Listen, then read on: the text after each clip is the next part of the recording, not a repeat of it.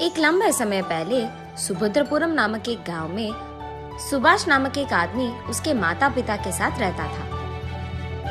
वो दोनों बहुत मेहनत करके सुभाष को थोड़ा पढ़ाते हैं और सुभाष भी उसके माता पिता के मेहनत के बारे में सोचकर मुझे भी कोई काम करके उन दोनों का सहारा बनना होगा, ऐसे सोचता है। इसी कारण वो नौकरी ढूंढने उस गांव के बाजार को जाता है।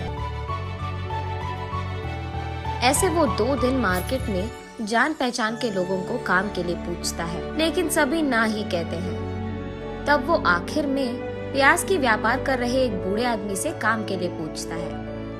क्यों दादा, मुझे तुम्हारे दुकान में कोई काम मिलेगा क्या? मेरा छोटा सा व्यापार है बेटा, तुम्हें देने के लिए मेरे पास कोई काम नहीं है। हाँ, 2 दिन से घूम रहा हूँ दादा, कोई काम नहीं मिल रहा है, इसीलिए तुमसे पूछा मैंने, ऐसे दुख में कहता है। यहाँ काम करने से बेहतर तुम कोई व्यापार कर लो बेटा। मेरे पास व्यापार करने के पैसे कहाँ से आएंगे दादा? उतने पैसे ही होते तो मैं नौकरी के लिए सबको ऐसे पूछ क्यों लेता? बूढ़ा व्यापारी थोड़ी देर सोचकर, मेरा भी कोई अपना नहीं है, हर रोज मेरी कमाई से थोड़ा मैं बचत के लिए रखता हूँ, वो पैसे मैं तुम्हें दूंगा, उससे तुम कोई व्यापार शुरू कर लो, लेकिन सिर्फ एक शर्त पे, तुम्हारे कमाई के लाभ से थोड़ा हिस्सा मुझे भी मिलना चाहिए, तभी दूंगा, ऐसे कहता है। तुम मेरी इतनी मदद कर रहे हो तो मैं हिस्सा क्यों नहीं दूंगा दादा? अब से तुम भी हमारे घर आकर हमारे साथ रहो दादा, अगर तुम्हें ऐतराज ना हो तो। ठीक है बेटा, मैं तुझे पैसे दे दूंगा, उन पैसों से तुम्हें कौन सा व्यापार करना है इसका फैसला करो। ठीक है दादा, ये कहकर वो वहाँ से अपने घर चले जाता है। उस रात बहुत सोचने के बाद वो फैसला करता है कि उसे पानी पूरी का व्यापार करना है। अगली सुबह सुभाष बाजार जाकर उस बूढ़े व्यापारी से ऐसे कहता है, दादा, मैंने पानी पूरी का व्यापार करने का फैसला लिया है। ठीक है बेटा, तुम्हारी मर्जी, ये लो तुम्हारे निवेश के पैसे, इससे अच्छा व्यापार करो, कहता है वो बूढ़ा व्यापारी। ऐसे अगले ही दिन पानी पूरी का दुकान लगाता है सुभाष, और क्योंकि उस बाजार पूरे में कहीं भी पानी पूरी का दुकान नहीं था, छोटा हो या बड़ा, सभी सुभाष के ही दुकान आते थे। वहाँ उसी मार्केट में सुब्बैया नामक एक उधार देने वाला व्यापारी था। उसको इस बात का नाज था कि उससे पैसे लिए बिना उस पूरी बाजार में किसी ने भी कोई व्यापार शुरू नहीं किया। वो हमेशा यही सोचता था कि इस सारे बाजार में सबको मेरे ही पास आना होगा। हाँ, इसीलिए वो हर रोज उस बाजार में मौजूद हर दुकान में जाकर उसका हफ्ता लेकर उस दुकान में जो पसंद आए वो मुफ्त में ले लेता था। उसने एक भी बार किसी भी चीज के पैसे नहीं दिए थे। दूसरी तरफ उससे पैसे लिए बिना खुद का व्यापार शुरू करके सुभाष का व्यापार अच्छे से चलना देख सुब्बैया को बिल्कुल पसंद नहीं आता है। और इतना ही नहीं, सुब्बैया को पानी पूरी खाने का बहुत मन था, लेकिन सबसे जैसे वो मुफ्त में लेता है वैसे वो सुभाष से नहीं ले पाता, इसीलिए उसे जाने में दिक्कत होती थी। इसीलिए वो सोचते रहता है कि कैसे करे। तब उसे एक उपाय सोचता है। वो सोचता है कि अगर इस सुभाष के दुकान में कोई भी चीज खो गया तो उसे खरीदने के लिए पैसे लेने तो वो मेरे ही पास आएगा, तब मैं उसे पैसे देकर वापस में जितना मन चाहे उतना पानी पूरी खा पाऊंगा। ये फैसला करके वो रात में सबके दुकान बंद करने तक वही रहकर सुभाष के दुकान से रसोई की सारी चीजें चुरा लेता है। अगले दिन जब सुभाष अपने दुकान खोलता है तो वो देखता है कि रसोई में सामग्री पूरा गायब है। अरे रे, खाना बनाने की सामग्री कहाँ है? अयो, अब क्या करे?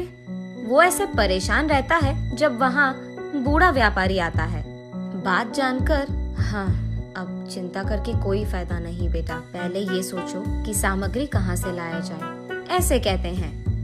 व्यापार शुरू करके कुछ ही दिन हुए हैं दादा, इसीलिए मैंने कोई पैसे नहीं बचाए, अब क्या करूँ मैं? ठीक तभी सुब्बैया वहाँ पहुँचकर कहता है, हाँ, इतनी सी बात, अब जो गया वो गया, उसके लिए अब चिंता की क्या जरूरत है? वो सामग्री खरीदने के पैसे मैं दे दूंगा, बस जल्दी अपना काम शुरू कर लो, ऐसे कहता है। सुब्बैया के बारे में जाने बिना सुभाष उस बूढ़े व्यापारी के कहने से पहले ही, बहुत धन्यवाद साहब, सही समय पर मेरी सहायता कर रहे हैं आप, ऐसे कहता है।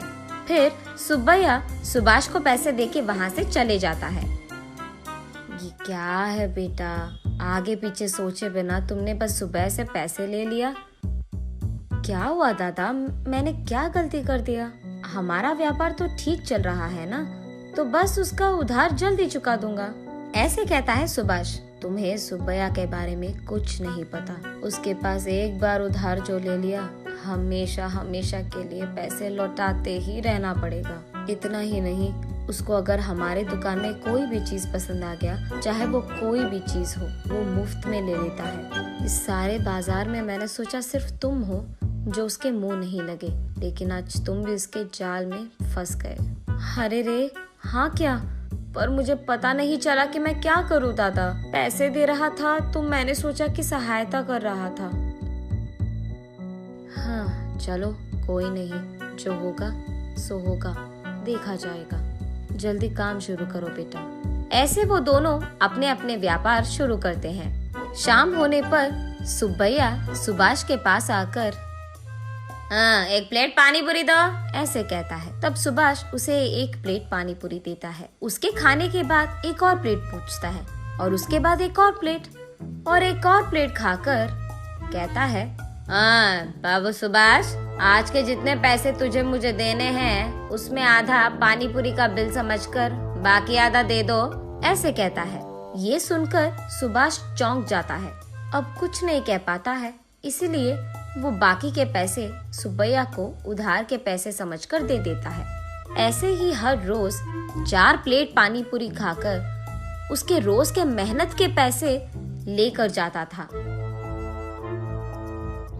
इस कारण सुभाष को समझ में नहीं आता है कि वो कितना कमा रहा है और कितना गवा रहा है। अगर ऐसे ही चलता गया तो मैं उधार के पैसे कभी नहीं चुका पाऊंगा और आगे नहीं बढ़ पाऊंगा। नदी के किनारे एक पेड़ के नीचे बैठ जाता है।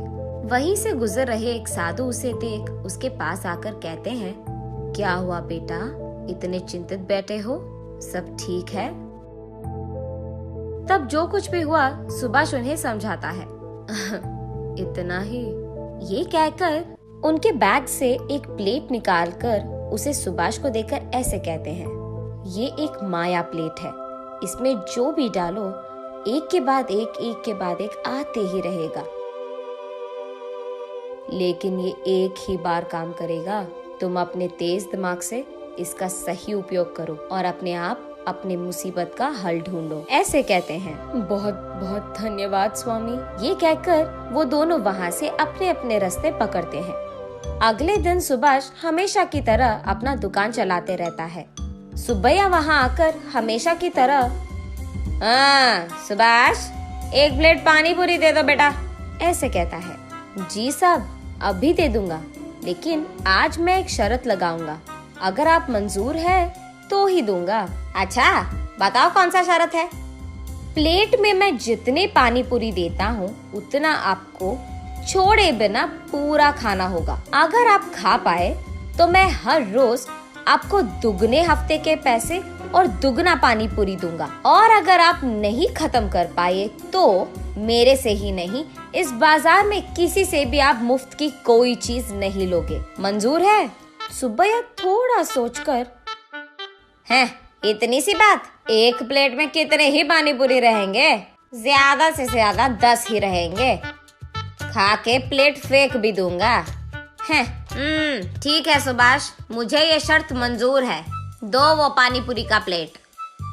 ये लो साहब, ये खाओ, ये कह के वो प्लेट देता है। सुब्बैया जितना भी खाए उस प्लेट में पानी पूरी खत्म ही नहीं हो रहा है, सारे पानी पूरी वही के वही रह जाते हैं।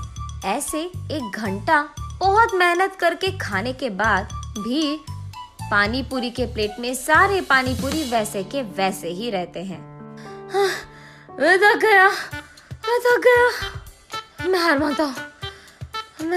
मानता हूँ, ऐसे कहकर वो अपने पेट पे हाथ रखकर अपने आप को खींचते हुए उसके घर पहुंचता है।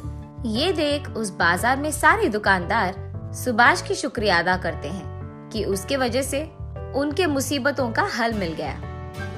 और सुभाष अपने मन में साधु का धन्यवाद करता है